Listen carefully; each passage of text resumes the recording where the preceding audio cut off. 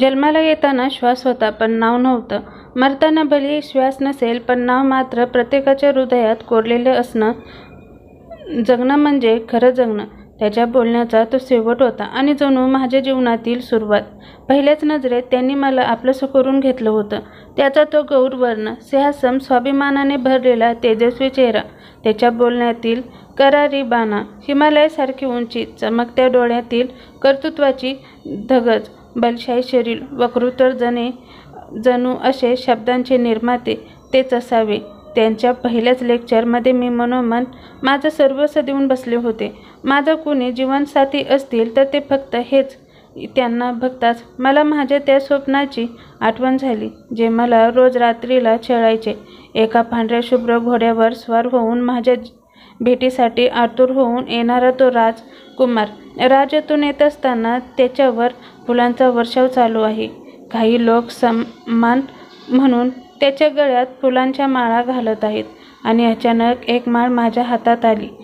मी ती त्याच्या गळ्यात टाकली आणि ते माझ्या गळ्यात टाकणार तेवढ्यात गुणगुण गुणगुण अचानक ज्योतीने दिलेल्या आवाजाने ती भानावर आली होते. प्रोफेसर अगदी होतेच तसे. कुठलीही मुलगी त्यांना पाहिल्यावर त्यांच्या प्रेमात पडल्याशिवाय राहणार नाही असं त्यांचं चारित्र्य. प्रेमळ वागणं, मधुर वाणी आणि नेहमी शांत व प्रसन्न मुद्रा असणारे, पण तत्त्वांच्या बाबतीत मात्र फारच स्ट्रिक्ट होते. त्यांना वेळ न पाळणारे लोक बिलकुल आवडायचे नाही. कुणाबद्दल वाईट बोललेलं पण नाही चालायचं ते म्हणायचे. दुसऱ्यांबद्दल वाईट बोलणारा कोल्हा आयुष्यभर जंगलातील सदस्य म्हणूनच राहणार आणि राजा बनणार तो फक्त सिंह, जो कोण काय म्हणतो त्याच्याकडे लक्ष न देता नवीन आव्हान स्वीकारतो, जो ठाम असतो स्वतःच्या निर्णयावर, जो जगतो फक्त स्वतःच्या हिमतीने आणि मस्तीने. ज्योतीने जोरात चिमटा काढला आणि माझी विचारांची शृंखला तुटली. असं काय? हे दुखतंय ना? मग मी काय वेडी आहे का तुला एवढा आवाज देऊन? पण तू मला दादच नाही देत. ज्योती माझी बालपणीची मैत्रीण. माझ्या मनात काय चाललंय हे तिला लगेच कळलं असावं म्हणून की काय. ती माझ्याकडे साशक नजरेने बघत होती. काय झालं? असं का बघतेस? मी तिला विचारलं. एवढे लवकर असं चांगलं नव्हे. आज पहिलाच दिवस आहे कॉलेजचा. अगं तसं नाही काही म्हणत मी तिला नाकारलं होतं. आज कॉलेजला जायला जरा उशीरच झाला होता म्हणून आम्ही दोघे घाईघाईने निघालो होतो, कारण पहिलंच लेक्चर त्याचं असायचं. कसंबसं आम्ही कॉलेजमध्ये पोहोचलो. आम्ही पोहोचलो न पोहोचतोच तोच प्रोफेसर वर्गात आले होते. सगळा वर्ग शांत. एरवी मोबाईलमध्ये असणारे 220 डोळे फक्त प्रोफेसरांकडेच होते. प्रत्येकजण त्यांच्या ऐकण्यासाठी उत्सुक असायचं.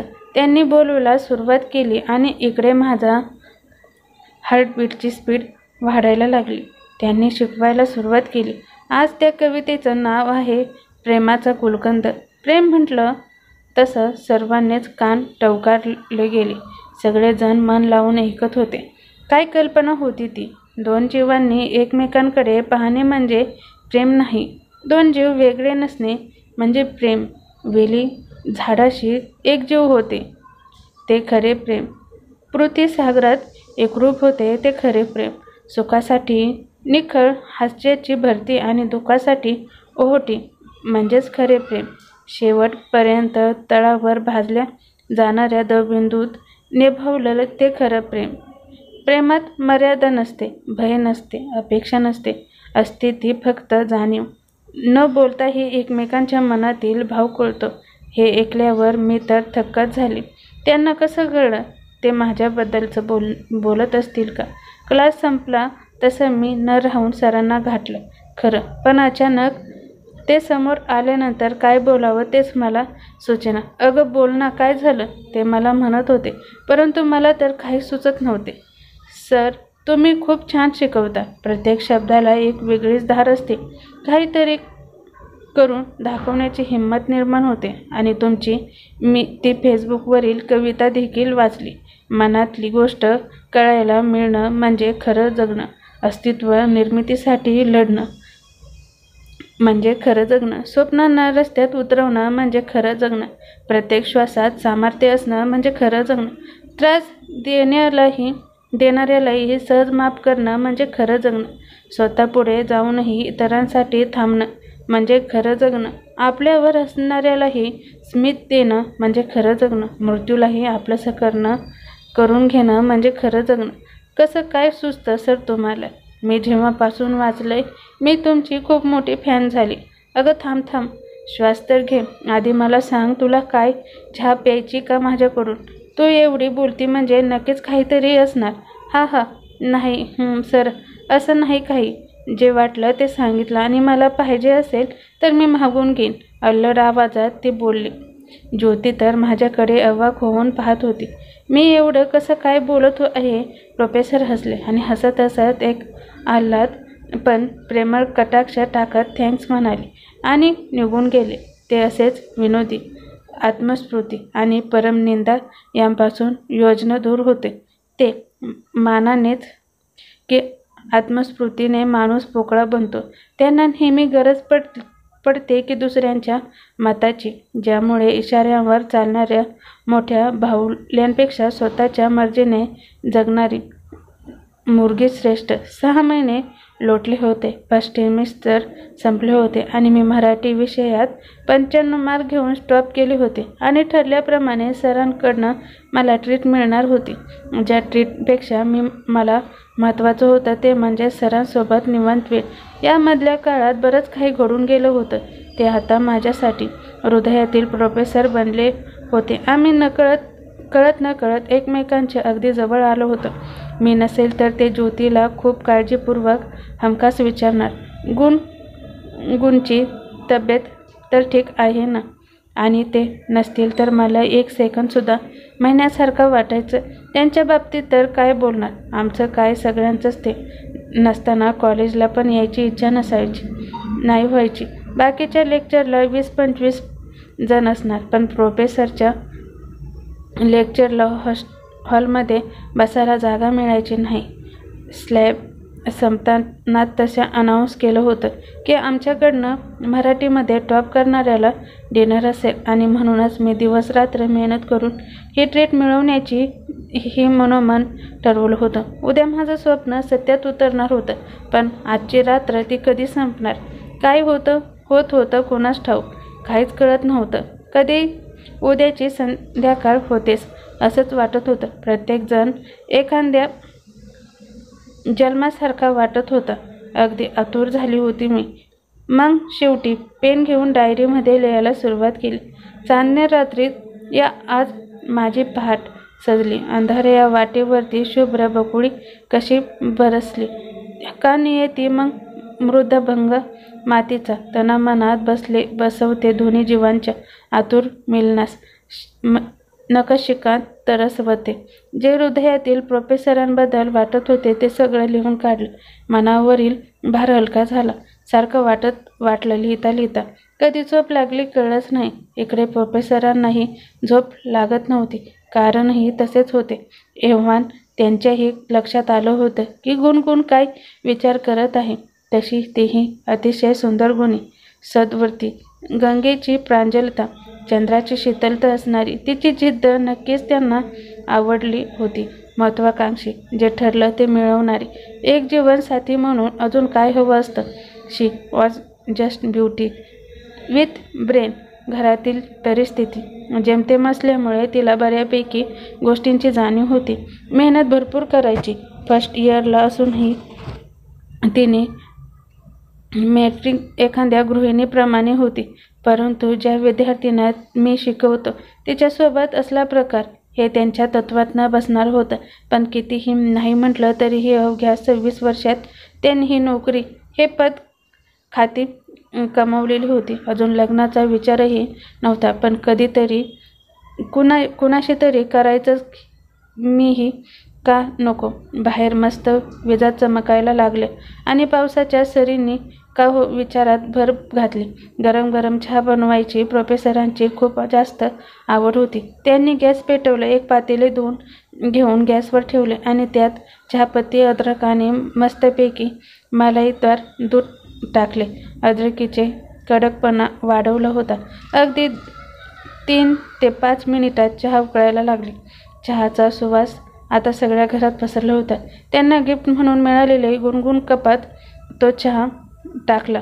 तो गुणगुण कप तिने वाढदिवसाला दिलेला कप होता. त्या कपात चहा ओतून फ्लॅटमधील आवडीच्या ठिकाणी म्हणजेच खिडकीजवळ येऊन प्रोफेसर उभे राहिले होते. काचेवरील ओघळणाऱ्या त्या सरी, मस्तपैकी होणारी रिमझिम बरसात प्रोफेसरांना जो कन्फ्यूज करत होती. तेवढ्यात त्यांनी बघितले, एक माशी कपात पडली होती. तिला बघून त्यांनी कप लगेच बाजूला ठेवला आणि बाहेर बघू लागला. मूड घालवायला म्हणून आज माशीवरती ते रागवले होते आणि किती त्यांना क्यू ही वाटत होती. किती मजबूर आहे ही, ठरवूनसुद्धा बाहेर पडू शकत नाही. आणि लगेच त्यांना डोक्यात ट्यूब पेटली. त्याचंच वाक्य त्यांना आठवले, प्रेम तुम्हाला मजबूत बनवत असेल तर ते शस्त्र आहे आणि जर ते तुम्हाला कमकुवत बनवत असेल तर ते कीड. चहा इतका सुंदर असूनही, मूड एवढा भारी असूनही चव न देता ठेवून द्यावा लागला. कदाचित असंच आपलंही होईल. एवढ्या सगळ्या चांगल्या गोष्टी असूनही एक कलंकच आपल्याला सर्वांपासून दूर करेल. तर मग ठरलं, उद्या तिला समजावून सांगायचं आणि एक गोड स्वप्न म्हणून ते सगळं विसरून जायचं. आताशी कुठे जर हलकं वाटायला लागलं आणि विचार करता करता सोफ्यावर त्यांना कशी झोप लागली कळलंच नाही. संध्याकाळी 5 वाजले होते. फक्त 1च तास बाकी होता. 6 वाजता कोकण किनारा हॉटेलमध्ये भेटायचं ठरलं होतं. त्याप्रमाणे नेहमी 10 मिनिटात तयार होणारी गुणगुण आज मात्र 1 तास झाला तरी एकाच प्रश्नावर होती, नक्की चांगला दिसेल ना हा ड्रेस? त्यांना आवडेल ना? सांग ना ज्योती प्लीज. अगं हो, तसंही कुठे तुम्ही सजावटीला बघणार आहात?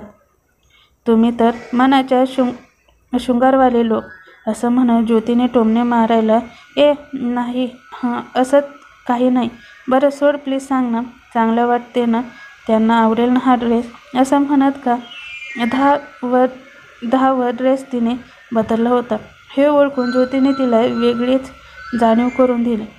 5:45 झालेत. ह्या क्षणाची तू कालपासून वाट पाहत आहे आणि आता त्यांना उगाच तरसवणार आहेस. अरे देवा, खरंच की.